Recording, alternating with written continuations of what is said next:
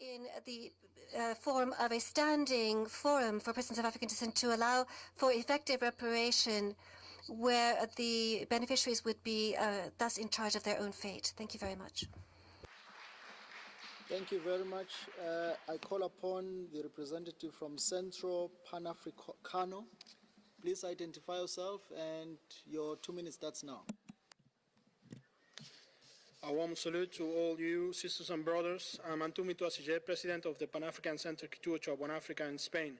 I bring to the present meeting the concerns of African citizens in Spain.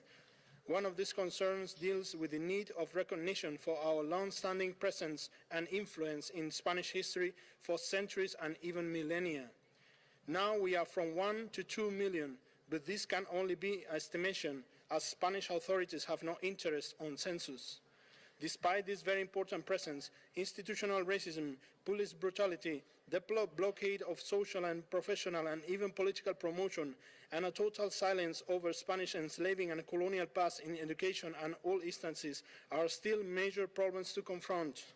We must remember that the first recognized anti-black crime in Spain, the killing of Lucrecia Perez, was committed by a policeman in 1992. Yet today, we still have no justice for many of those died under police custody, like the mentioned Samba Martínez or Idrissa Diallo, and more specifically, the 15 victims on the Tarajal beach in Ceuta. Recognition and reparation, however, must come from all countries in all continents in which the enslavement, colonization, and racist practices have taken place, and unfortunately still are in place, like in the horrific case of Libya. Two, reparations to be fully implemented in a transcontinental perspective that may include a Pan-African passport for all African descendants, rapid, fast nationalization processes, double and triple nationality, and the possibility of easily changing the names some of us inherit from the enslaving and colonial past. Encouraging your works. Thanks for listening. I call upon the representative from... Continue to fight for reparations. Thank you. I now give the floor to Centro Panafricano. Dear sisters and brothers, I will speak on justice from an international political perspective. We are here reporting the current situation in our respective countries, and we can all conclude that adverse conditions still prevail, and that we still have immense efforts to do to change the current situation. Also, from the side of the member states, we still haven't heard much on what have they done to accomplish the different programs of action since Durban 2001.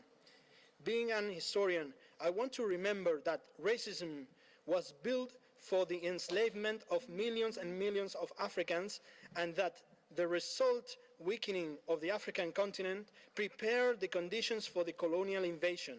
It is important to understand then that vulnerability is not accidental, but forced.